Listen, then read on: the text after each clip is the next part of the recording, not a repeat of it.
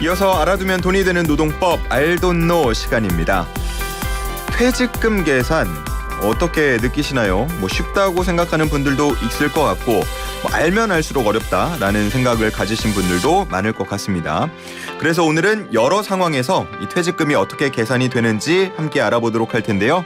소나무 노동법률사무소 김효신 노무사 화상으로 연결하겠습니다. 노무사님 안녕하십니까? 네, 안녕하세요. 김효신입니다. 네, 반갑습니다. 네. 자, 오늘 주제는 퇴직금이고요. 관련해서 궁금증 있는 분들 또 포함해서 퇴직금 아니더라도 일하면서 생기는 궁금증, 고민점 있는 분들은 단문 50원, 장문 100원, 샵 0945로 보내주시면 되겠습니다.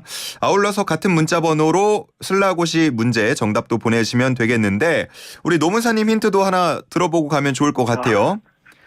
혹시 피프티피프티의 큐피드란 노래 아십니까? 누구요? 네? 피프티피프티 모르세요? 예, 죄송해요. 잘 모르겠어요.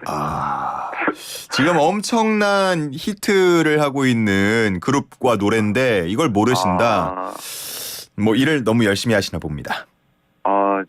뉴진스까지는 알겠는데 거기까지는 모르겠네요. 그럼 뉴진스가 더 유명하다? 피프티피프티 별로 안 유명하다? 이렇게 지금 말씀하시는 아니요, 거예요? 절대 그건 아니죠. 제가 알고 있는 게 뉴진스까지만 이렇게 말씀드리는 겁니다. 알겠습니다. 지금 피프티피프티 대단한 그룹인데 여기에 이제 큐피드란 노래가 이 핫 100 차트 11주 연속에 진입을 했습니다. 핫 100을. 그 차트 100에요? 네, 그 차트에 핫 100에 지금 11주 연속 오르고 있어서 오늘 관련된 퀴즈를 준비를 한 건데 매주 대중음악 순위를 매겨서 미국뿐만 아니고 전 세계의 대중음악 지표가 되는 차트라고 불리죠. 1번 빌보드, 2번 키보드, 3번 킥보드, 4번 스케이트보드인데요. 정답에 대한 힌트를 하나 주신다면요. 근데 이게 보기를 하나 더 드려야 되는 거 아닌가? 그래야지 정확하게 아실 것 같은데. 보기를 하나 더 주신다고요? 네, 제가 보기를 하나 더 드리면 바로 맞추실 수 있을 것 같아요. 어떻게요? 우리나라 예전에는 이게 미국에 있었다고 하면 우리나라에는 길보드라는 게 있었잖아요. 그렇죠. 특히나 휴게소 같은 데 가면 그리고 또 상점에서 여기저기서 트니까 맞아요. 그래서 길보드다 이런 얘기가 있었는데 그게 음을 좀 따와서 만든 걸 테니까 힌트가 되겠네요. 그렇죠. 네네. 우리는 기억으로 시작되고 그쪽은 쪽으로 시작되니까. 알겠습니다. 1번 빌보드, 2번 키보드, 3번 킥보드, 4번 스케이트보드 샵 0945로 정답 보내주시기 바랍니다. 오늘 주제는 퇴직금입니다. 퇴사를 할 때 받는 거라는 거는 다 알고 계실 텐데 근데 퇴직금도 종류가 있다고요? 네, 맞아요. 근데 퇴직금을 다들 잘 계산하실 줄 안다고 생각하시면 어려운 게 이거거든요. 사실 퇴직금 하지만 법정 용어로는 퇴직급여제도라고 해요. 이 퇴직급여제도에는 세 가지 종류가 있거든요. 우리가 가장 흔히 알고 있는 퇴사 전에 3개월 총급여 가지고 계산하는 퇴직금제도. 그다음에 퇴직연금제도라는 게 있어요. 이거는 확정기여형과 확정급여형과 확정기여형으로 나뉘고요. 그다음에 최근에 생긴 중소기업 퇴직연금 기금제도라는 게 총 3가지가 있습니다. 네, 그래서 다들 아시겠지만 퇴직금 제도는 말씀드렸고 퇴직연금제도 중에 확정급여형은 어차피 평균임금 가지고 계산하니까 30일 평균임금이니까 퇴직금 제도 계산하고 같고요. 근데 확정기여형은 이제 임금 총액의 12분의 1, 매년 임금 총액의 12분의 1만 납입하는 거.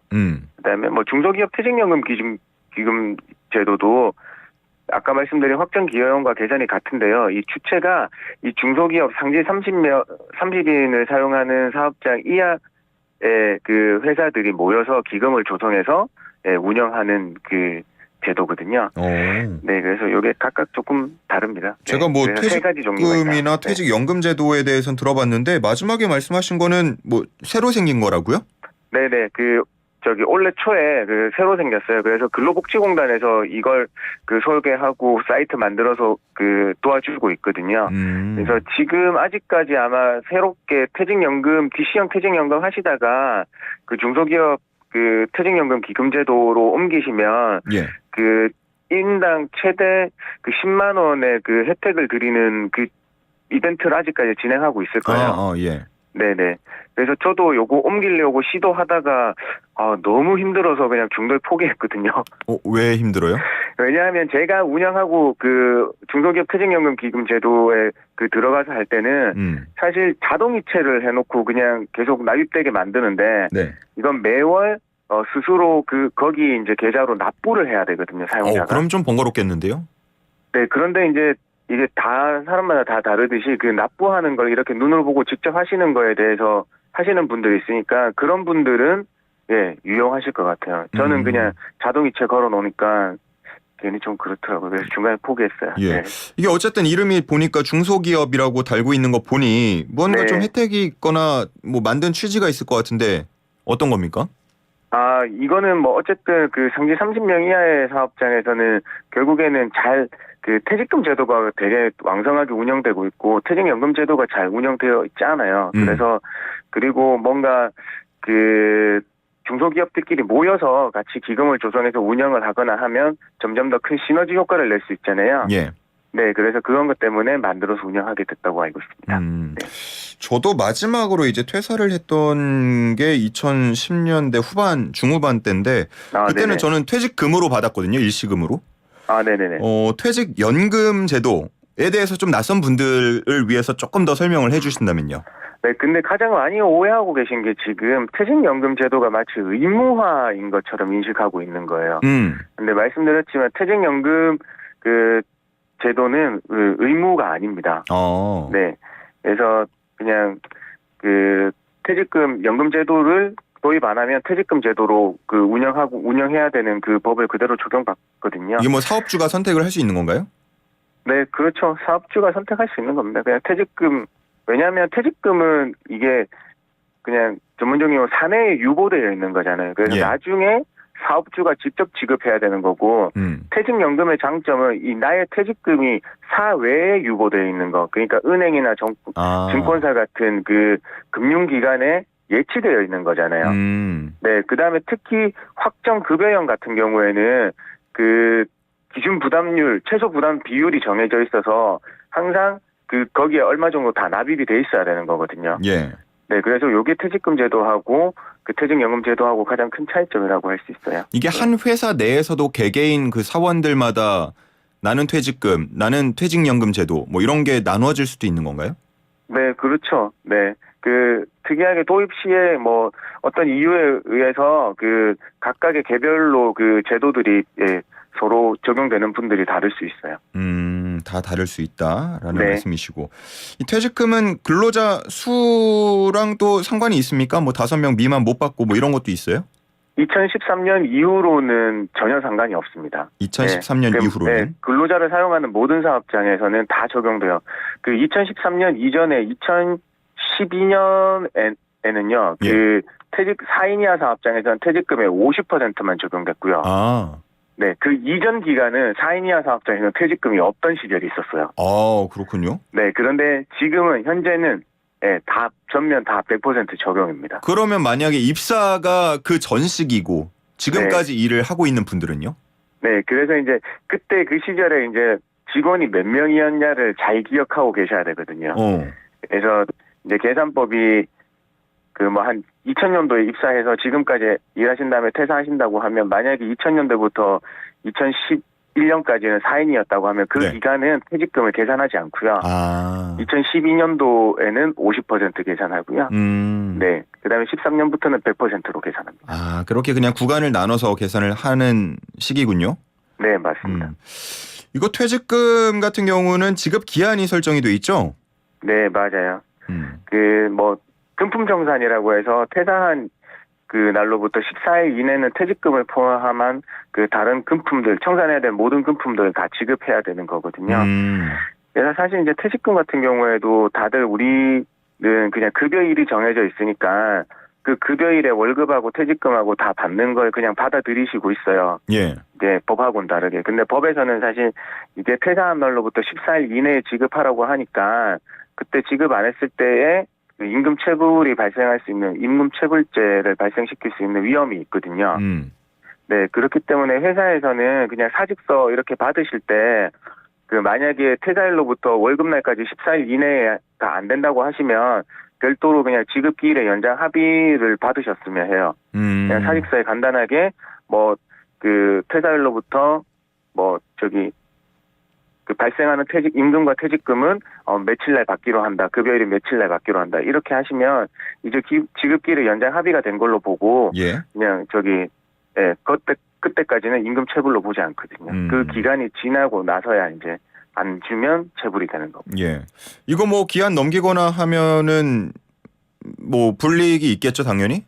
그렇죠. 뭐 임금 체불죄에 대한 벌칙은 사실 이제 3년 이하 징역 또는 3천만 원 이하 벌금형이잖아요.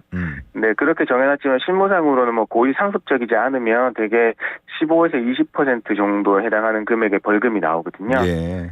네, 그래서 아까도 말씀드렸지만 지급기일의 연장 합의가 있으면 요 기간을 그 14일이라는 게 바로 적용되지 않으니까 그걸로 이제 좀 해주셨으면 해요. 왜냐하면 사실 이제 퇴사하실 때 급여일에 줄게요 하고 그 구두로 많이 하시는 경우들이 있거든요. 그렇죠. 예. 근데 이 구두가 위험성이 많잖아요. 네.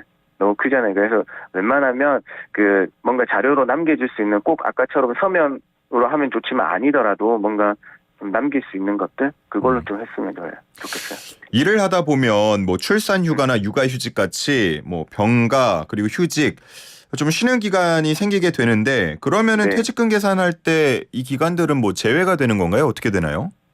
사실은 이제 법적으로 그 부여된 그러니까 법적 어떤 요건을 채움으로써 자기가 권리를 행사하는 그 뭐 어떤 출산휴가, 육아휴직, 뭐 그 산재 요양 기간은요. 예. 그러니까 법정이니까 당연히 그 기간에는 다 포함돼요. 그러니까 재직 일수에 다 포함되거든요.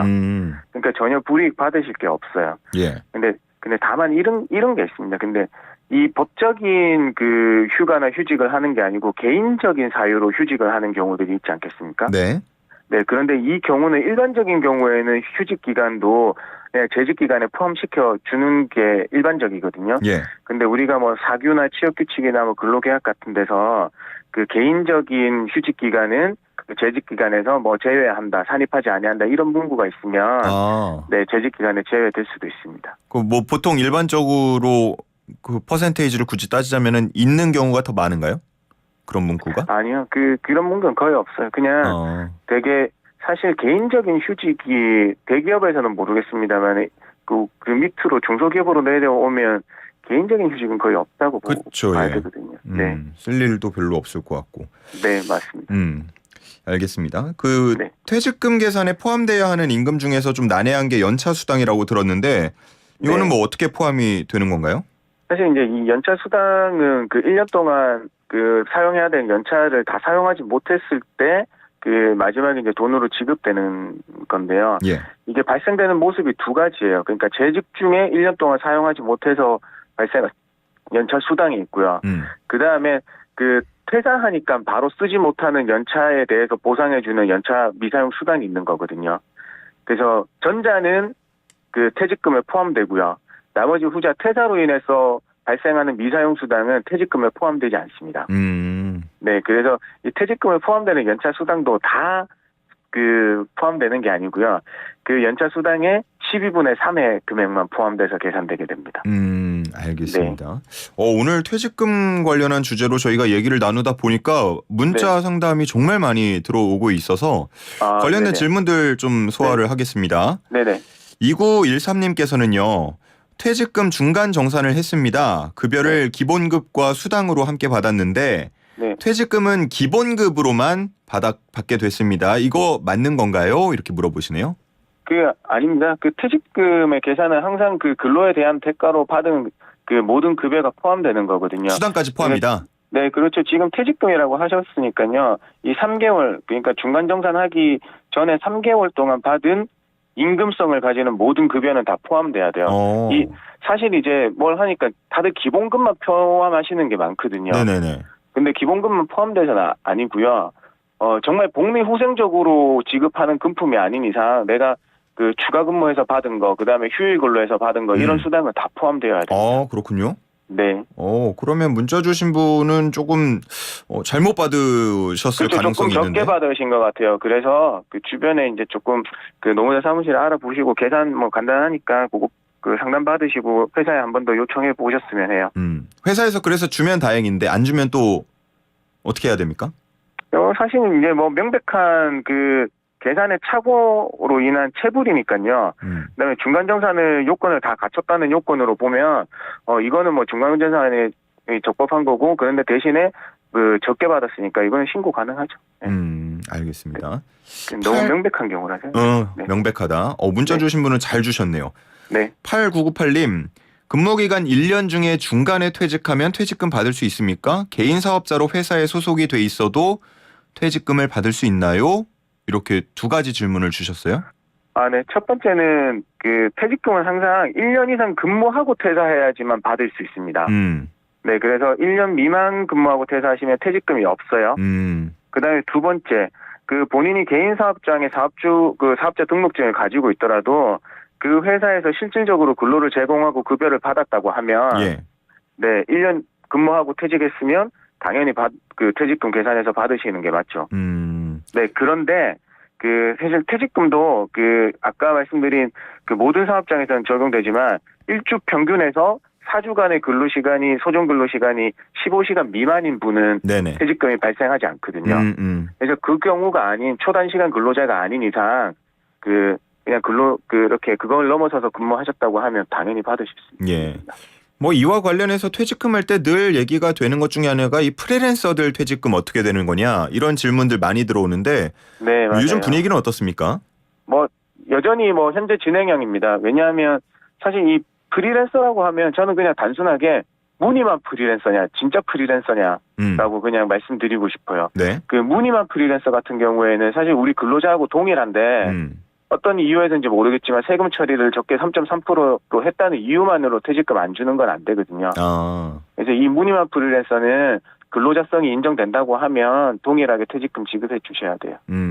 요즘은 그런 분위기다 말씀을 해주신 네, 거고요. 5463님은 마트에서 근무하는데요. 점심시간에 휴식도 잘 못하고 주문 전화를 받고 있습니다. 이 부분에 대해서 퇴직 후에 보상을 받을 수 있습니까? 이렇게 물어보시네요. 네. 특히 이런 뭐 서비스 업종에 계시는 분들의 휴게 시간과 근로 시간의 구분은 애매하죠. 맞아요. 네, 그런 부분들이 많아요. 이게 말씀하신 것도 실질적인 점심시간 1시간이 그대로 보장되지 못하니까 문자 주신 것 같은데요. 예. 나중에 퇴직 후에 어떤 이의 제기를 통해서 그 권리를 찾으시려고 하면 일하는 내역에 대한 입증이 굉장히 중요합니다. 네. 지금은 뭐 이 업계에서는 우리는 점심시간 없이 손님 밀려오면 당연히 일하는 거야라고 이제 말씀은 하시고 우리들 다들 수긍할 수 있지만 결국에는 그 근로기준법 위반으로 처벌이나 어떤 걸 하려면은 명확한 증거 없이는 사실 어렵거든요. 네네. 그러면 그러니까, 네. 뭐 퇴사하기 전에 이 부분을 좀 시정해야 되나요? 그렇죠. 이제 퇴사하기 전에 우리 뭐 캐셔분들이 이제 회사에 좀 얘기해서 이런 거에 대한 그 상쇄시킬 수 있는 장치를 좀 회사한테 제도를 마련해달라고 요구하시든지 그래서 뭐 요구해서 들어주면 다행인데 그게 안 되면 네 어쩔 수 없이 이분 말대로 퇴사하고 나서 어떤 뭔가를 액션을 취하셔야 되는 거잖아요. 예. 그래서 취사할 때 그때 활용할 수 있는 어떤 자료들을 모으시는 것. 그래서 근데 이렇게 우리 사무직 근로자들 같은 경우에는 이런 점심시간에 일했다는 거에 대한 컴퓨터 로그기라든지 뭔가 그렇죠. 생성시킨 결과물들을 차곡차곡 모을 수 있는데 예. 이렇게 이제 마트 근무하시는 분들이나 다른 그 육체적인 노동을 제공하시는 분들은 좀 난감하게 돼요. 사실. 네. 아마 이것도 현장에서 얘기하면 그냥 쉬다가 전화 한 통 받는 걸로 뭐 이렇게 얘기할 수도 있거든요. 분명히. 그렇죠. 그런 것들이 또 막 얘기가 오고 갈 수 있어요. 아직은 우리가 좀 가야 할 길이 남았다라는 생각이 들고 어쨌든 원만히 좀 해결이 됐으면 좋겠습니다. 분명히 쉬는 시간에 그렇게 근로를 하는 거는 뭐라고 해야 되나 이걸 법 용어로 문제가 될 수 있다. 그 방해라고 해야 되나요? 그 휴게 시간의 미보장이죠. 적법 미보장이다. 네, 그래서 요거는 그 시간만큼 휴게하지 못했으면 다른 시간에 조금 더 휴게할 수 있게 조치를 해주셔야 될 것 같아요. 알겠습니다. 네. 0841님, 계약서는 따로 쓰지 않았고요. 고깃집에서 알바를 하고 있는데 1년 6개월 정도 됐습니다. 일주일에 보통 84시간씩 일하고 있습니다. 퇴직금 받을 수 있을까요? 예, 당연히 받을 수도 있죠. 계약서 안 썼다고 하는데요. 계약서 미작성이, 그러니까 거기 계약서 미작성의 책임은 사업주한테 있는 거고요. 네, 이분은 어쨌든 그 1년, 2년 못 되는 기간 동안 뭐 일하신 게 근로가 충분히 입증되고 다들 뭐 저기로 받으셨으니까 당연히 받으실 수 있습니다. 당연히 받을 수 있다. 고깃집에서 일하시는 분들이 3.3% 프리랜서가 있을 수가 없잖아요. 그렇죠. 그렇죠. 다 네. 4대 보험 가입돼 있을 그래서 거고. 왜냐하면 한 가지 더 말씀드리면 이런 거예요. 고깃집이나 이런 요식업에서는 예. 알바라고 하면 일용직 신고도 안 하고 그냥 3.4% 사업소득 신고하는 경향이 굉장히 커요. 왜냐하면 4대 보험료에 대한 부담이 없으니까요. 예. 그래서 퇴직금이 없다고 생각하는 경우들이 많은데 그거하고는 전혀 별개의 문제입니다. 네. 그거는 세금의 어떤 그 세이브? 뭐 그냥 말씀드리면 그분들 논리로 세금의 세이브 문제인 거고 절약의 문제인 거고 퇴직금은 당연히 근로자로 일했으면 받는 문제거든요. 네. 실질이 중요하다고 말씀드릴 수 있습니다. 알겠습니다. 0841님. 근데 일주일에 84시간씩 일했다고 하니까 굉장히 힘드실 것 같은데. 이거 이렇게 일해도 되는 거긴 한가요? 안 되죠. 5인 이상 사업장에서는 52시간제가 드디어 정착이 적용되고 있잖아요. 예. 네. 그런데 사실 52시간제가 아직까지 그 요식업에서나 소규모 기업에서는 언감생심 이런 말이 맞는지 모르겠지만 적용되기 사실 잘 안 되고 있습니다. 뭐 넘는 시간에 대해서 돈을 더 주고 이래도 안 되는 겁니까? 법적으로는? 그렇죠. 그거는 당연하게 넘어서는 시간, 40시간을 넘는 시간은 연장근로 수당으로 책정돼서 줘야 되는 문제는 그거대로 변론을 하고요. 우리가 근로시간에 그 법적 한도를 정해놓은 52시간제하고는 지켜주셔야 되는 거거든요. 알겠습니다. 너무 힘드시지 않을까 걱정이 돼서 제가 질문을 드렸던 건데 아마 네. 또 그 시간 맞춰서 그 받는 돈이 줄면 또 그 나름대로 그렇죠. 이게 쉬운 문제가 아니에요, 정말. 알겠습니다. 네. 앞서서 그 퇴직금 중간 정산에 대한 얘기도 있었잖아요. 네. 그 중간 정산은 그냥 원하면 다 할 수 있는 겁니까?